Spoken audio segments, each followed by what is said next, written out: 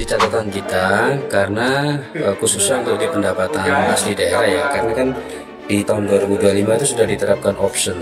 Jadi yang dulunya bagi hasil pajak kendaraan bermotor dan biaya balik nama itu kan 30% jatah kita, tapi sejak ada HKPD, Undang-Undang Hubungan Keuangan Pusat Daerah, kemudian diturunkan jadi PDRT, itu kan harusnya 60%. Tapi yang menjadi pertanyaan kami waktu itu kemarin di Banggar, karena angkanya sudah dihitung oleh provinsi dan itu tidak ada perubahan seperti tahun sebelumnya. Nah, ini jadi catatan buat kami agar memang seyogianya pemerintah ya tidak hanya diam saja ataupun menerima, tapi ada upaya lah untuk berkomunikasi, dan kami pun dari DPRD baik melalui Komisi B maupun dari Badan Anggaran pun siap lah untuk mendampingi, karena ini kan hak kita sesuai dengan aturan yang ada kenaikan harusnya kan.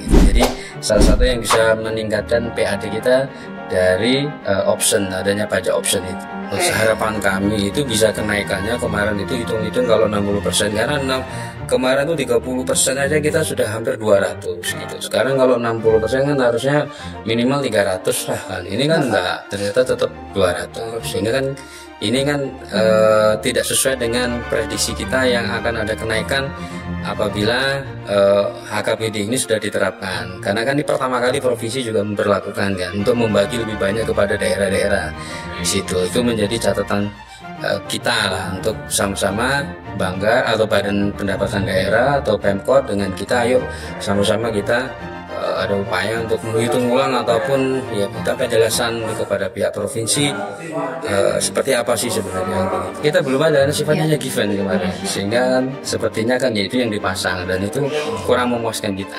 Ya inilah yang menjadi, karena ada penyesuaian di beberapa, memang adanya pajak undang-undang HKPD dan turunan PDRT itu membuat beberapa jenis pajak itu terkoreksi ya.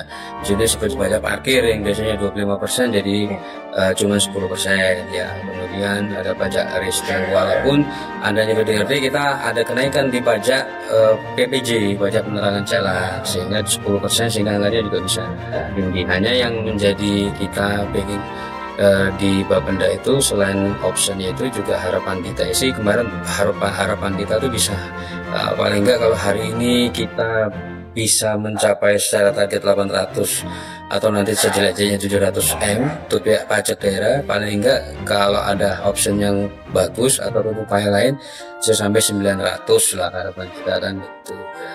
Di sektor pajak sekarang kan istilahnya diganti ya, bukan pajak resto ya, jadi pajak barang dan jasa di apa itu makanan dan minuman ya gitu.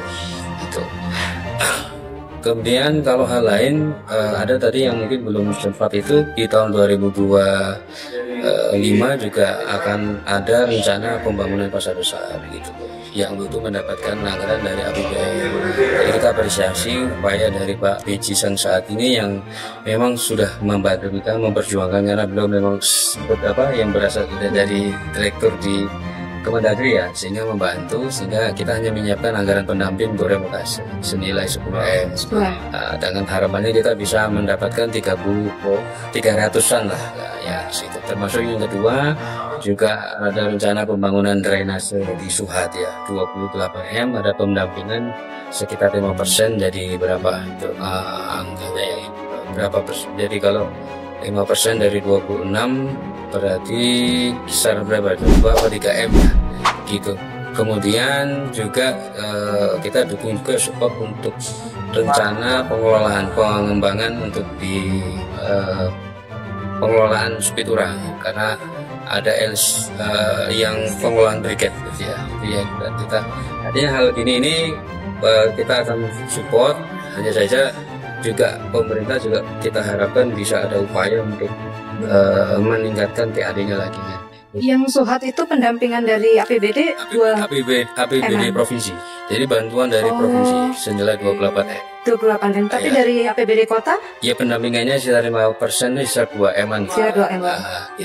Ya ada kan persiapan-persiapan yang itu tidak bisa mungkin ibaratnya dilakukan oleh APBD, tapi memang dilakukan oleh seperti relokasi kayak pasar kan nggak mungkin dari APBN ya, tapi harus kan di situ. Pengelolaan briket juga kita ada Pak, satu lagi, Ketua Komisi B ya itu sempat memberikan statement kalau anggaran pengembangan UMKM 3 tahun terakhir itu berkurang terus sampai di 2000. Iya, betul. Gimana Pak? Ya jadi gini, jadi kalau kita lihat memang ya walaupun penjelasan dari pihak pemerintah bahwasanya anggaran itu tidak serta-merta hanya di satu UPD, karena UMKM itu juga banyak UPD yang mengampu seperti di Sporapat, kemudian ada di Dinas Pendidikan, kemudian juga ada Kominfo kan situ dan lain-lain. Tapi ya kita juga menginginkan mungkin ada anggaran yang juga meningkat dari terutama pendampingan untuk para pelaku UMKM, termasuk membantu perizinan mereka, jadi seperti legalitas, karena kita lihat banyak ini sudah mulai penerapan yang batas waktunya kan sudah mau habis nih, seperti kayak sertifikasi halal sampai tahun 2025 ini kan mungkin terakhir, sehingga kan juga banyak masyarakat yang belum memiliki itu. Nah, itu yang harapannya ada keberpihakan yang lebih kuat lagi kan gitu. Makanya itu juga jadi pembahasan kami kemarin, ya kita